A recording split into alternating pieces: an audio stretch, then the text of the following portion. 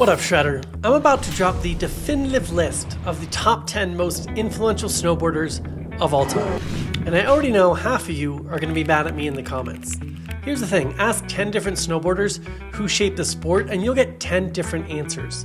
It all depends on whether you were strapping in for the first time in 79, 87, or 2001. The OGs will scream at me about Terry Kidwell bringing skate style to snow, or Craig Kelly redefining what it means to be a freerider.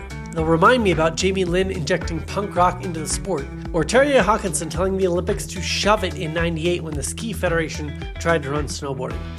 But none of these legends made my list. Why? Well, for one, this isn't about who is or was technically the best. There are 16-year-old kids in Europe right now throwing down tricks that would embarrass the super pros of just 5 years ago. But here's the real truth, every single one of those kids is standing on the shoulders of giants, whether they know it or not. So this is my list of 10 riders who changed the game forever. The ones who made snowboarding what it is today, during my era.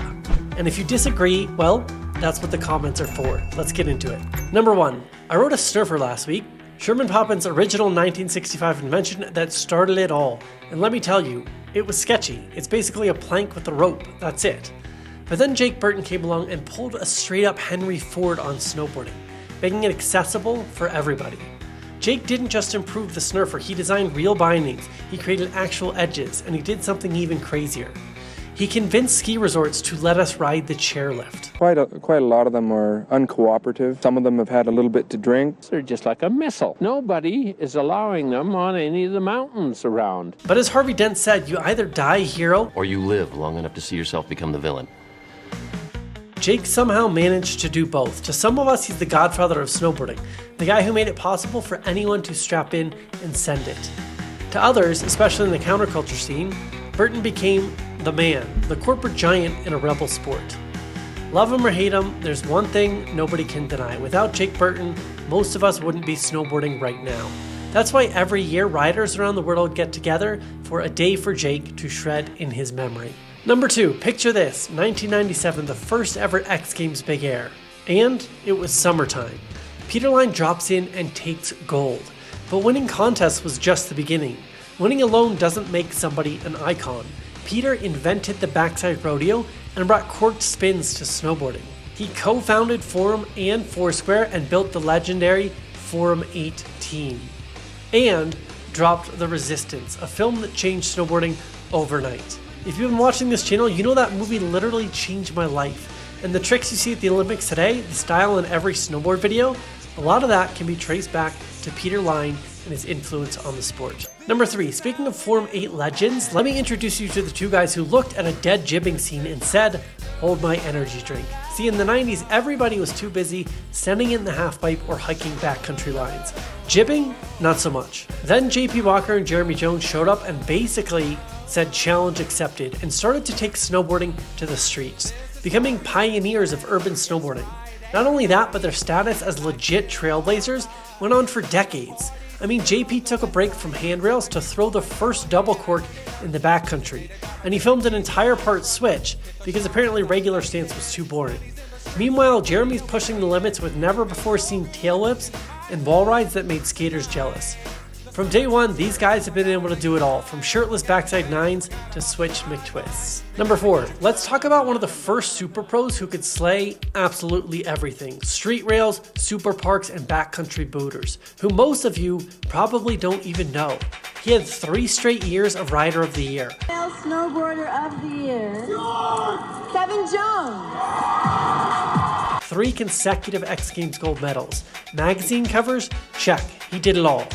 But one of the craziest parts is he was hitting rails off of cliffs. I think that's something that we need to bring back. Not to mention, Kevin Jones practically invented the 270 and the 450 onto rails and mastered the toe-side frontside spin. Then, after being at the top of the game, kind of like Travis Parker, he just vanished, leaving the spotlight to get back to the love of shredding for shredding's sake. He may have left the scene before his time, but not before changing the game forever. Number 5, ever do an MFM butter or watch the pros hit the MFM jump in Utah? You ever pretend you're a gangster while doing front boards? Yeah, you might be channeling your inner MFM. When everyone else was trying to spin faster, Mark Frank Montoya was making snowboarding look smoother than we thought possible. In between making straight airs and 180s cool again, the dude single-handedly brought the gangster aesthetic to snowboarding with his Back in Black part. And the next thing you know, the whole Tech 9 scene was rocking his style on the rails at Big Bear. But perhaps most surprisingly, while everyone else was copying his style in the streets, MFM was mostly testing the limits of how big you can send it in the backcountry. What up, Shredder? We interrupt this for a brief commercial announcement. We just released a 14-part butter series inside of Shred School. We break it down piece by piece, so no matter how close you are right now to butters, you can walk away after you watch that sequence and master the butter of your choice, whether you want to do a backside butter 360 out or just a plain old frontside butter. So if you like our content and you want to support us, best way to do that is to join Shred School, and you're going to get the free 14-part butter series as a bonus when you join today. All right, back to your video. Number 6. Here's a challenge. Ask your grandma to name a snowboarder. Go ahead, I'll wait. Hey Grandma, can you name a snowboarder? Yeah, of course, Shaun White. He's the best snowboarder ever. Yep, she said Shaun White. Now ask your girlfriend's mom. You want to talk about butter? Yep, Shaun White. Now ask your high school science teacher who still uses overhead projectors. Shaun White? Yeah, you know. He said Shaun White too. 15 X Games golds, 3 Olympic golds, Target clothing line, video games, pro models. The dude turned snowboarding into a household name. And sure, success came with haters, but now that he's retired, let's be real, Shaun White is an undeniable GOAT. He brought mainstream money and attention to snowboarding. And maybe it's not as core as some people want, but we need these figureheads. Want proof? Try asking your grandma to name any current snowboarder. She can't do it, right? That's a problem for our industry, because if we lose attention, skiers start multiplying.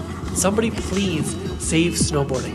Number 7, let's talk about the kid from Jackson Hole who became a force of nature and became as well known inside snowboarding as Shaun White is outside of it. Picture this, young Travis Rice shows up uninvited to Super Park, looks at a 117-foot gap jump that's scaring the pros, poaches the jump and throws down a backside rodeo. No permission, no invitation, just pure send. The message? Stop waiting for somebody to give you permission to be great. But that was just the beginning. He was the first snowboarder to properly send Chad's Gap along with Roman DeMarchi. He reinvented what snowboard films can be with the art of flight, and just when you think he's done changing the game, he creates natural selection and revolutionizes contests. The crazy part? He just keeps getting better. While most pros slow down, Travis is out there making the rest of us question if we've just been phoning it in life. Number 8, when Torstein started throwing doubles in the backcountry, we thought that was crazy. Then he landed the first triple cork in contest and basically broke snowboarding. That's when I decided to retire from contests, because when you see the future of snowboarding and it involves risking your life off every hit, maybe it's time to switch to making YouTube videos. What a stupid sport. But Torstein didn't stop after winning 6 X Games gold medals, even though this is when most pros would retire. He created Shredbots, giving the next generation of riders a platform to blow up. And somehow, while everyone else was just trying to keep up with his spins, he's still out there dropping video parts that make you forget he's a former contest kid and 10 years older than most pros right now. Seriously, go watch that latest video. Number 9. Look, Jamie Anderson is a straight up legend, the most decorated female snowboarder of all time. But when Anna Gasser showed up, we entered a new era of women's snowboarding. The first woman to land a cab double in competition. She basically said women aren't going to win contests with 720s anymore. Then she goes, hold my Red Bull, and stomps a cab triple. Just like that, the game changed forever. Anna pushed all of the women to step up their game, and the results across the board are insane. Number 10. Probably a decade younger than anyone else on this list, because Marcus Cleveland started inventing tricks when most kids were just leaving middle school. Sure, he's the first person to land a quad cork 1800 in competition, but that's not even his biggest contribution to snowboarding. See, Marcus started posting these insane knuckle tricks on social media. Next thing you know, the knuckle huck becomes everyone's favorite part of the X Games, and kids everywhere are trying to butter like Cleveland. Now at 25 with 13 X Games medals, he's just getting started. Hopefully that new Lambo doesn't make him soft. Shout out to Jussi Oksanen for doing the first knuckle trick I ever saw in Afterbang. And we can't forget Peter Line doing butters off jumps in true life. Before we wrap this up, I'd be remiss if I didn't mention the people behind the lens. Mac Dog, Brad Kramer, Mike Hatchett, Whitey, and Justin and Patrick from Absinthe Films. These legends created the movies that I watched until my tapes wore out, my DVDs scratched through, and even my MP3s somehow died. And look, I know I missed a ton of riders who changed the game. Scotty James mastering switch backside in the pipe, Andres Vig's massive backcountry rodeos, Devin Walsh's effortless float, and Mark McMorris's contest domination. Don't even get me started on Luis turning street rails into an art form. I could give you 100 names and still miss most of the legends. And that's not even counting my personal favorites, the riders who might not be the most influential, but whose riding inspires me to strap in every time I see them. So let me know in the comments 3 things. Who's the GOAT, the greatest of all time? Who's the most influential rider from your era? And who's your personal inspiration? Peace out, Shredder.